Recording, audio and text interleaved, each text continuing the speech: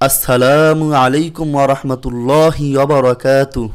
10 minute মাদ্রাসায় আপনাকে স্বাগতম। আজ আমরা রাসূল সাল্লাল্লাহু আলাইহি ওয়াসাল্লামের ব্যক্তিগত জীবনের 16টি অভ্যাস সম্পর্কে জানব। 1. রাসূল সাল্লাল্লাহু আলাইহি ওয়াসাল্লাম যখন হাঁটতেন মানুষদেরকে সামনে থেকে সরিয়ে দিতেন না। 2. কোনো জামাতের সাথে চলতে রাসূল সাল্লাল্লাহু আলাইহি ওয়াসাল্লাম পিছনে পিছনে চলতেন। 3. চলার পথে নিচের দিকে নজর রাখতেন। 4. সামনের দিক থেকে কেউ আসলে রাসূল সাল্লাল্লাহু আলাইহি ওয়াসাল্লাম আগে সালাম দিতেন।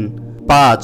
চলার সময় সামনের দিকে একটু ঝুঁকে বিনয়ের সাথে চলতেন, মনে হয় যেন উঁচু জায়গা থেকে নিচে নামতেছেন। 6. কারো সাথে শক্ত ভাষায় কথাবার্তা বলতেন না, নরম মেজাজে কথাবার্তা বলতেন। 7. সকলের সাথেই মিলেমিশে থাকতেন, কখনো কখনো রহস্যকর কথাবার্তা বলতেন। 8. গরিব, অসহায় ও বৃদ্ধ লোকদের কথা গুরুত্ব সহকারে শুনতেন, কখনো কখনো তাদের কথাবার্তা শোনার জন্য রাস্তার পাশে বসে থাকতেন। 9. যে কোনো সমাজের সম্মানিত ব্যক্তিদেরকে খুব সম্মান করতেন। 10.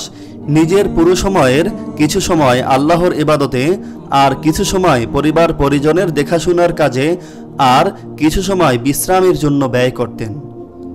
11. প্রতিবেশীদের সাথে সুসম্পর্ক রাখতেন, বড়দেরকে সম্মান করতেন আর ছোটদেরকে স্নেহ করতেন। 12. কোনো আত্মীয় স্বজন খারাপ আচরণ করলে রাসূল সাল্লাল্লাহু আলাইহি ওয়াসাল্লাম তার সাথে উত্তম আচরণ করতেন। 13. দুর্বল ও নিম্ন শ্রেণীর লোকদের প্রতি খুব খেয়াল রাখতেন। 14. মুসলমান ভাইদের সাথে হাসি মুখে সাক্ষাৎ করতেন। 15. দিনের সময়কে 3 ভাগে ভাগ করে নিতেন। 1 ভাগ আল্লাহর ইবাদত ও দিনের কাজের জন্য, 2য় ভাগ পরিবার পরিজনের খোঁজ খবর নেওয়ার জন্য, 3য় ভাগ নিজের ব্যক্তিগত কাজ ও শারীরিক সুস্থতার জন্য ব্যয় করতেন। 16. বগল ও নাভির নিচের পশম ইত্যাদি নিয়মিত পরিষ্কার করে রাখতেন। জাযাকাল্লাহ।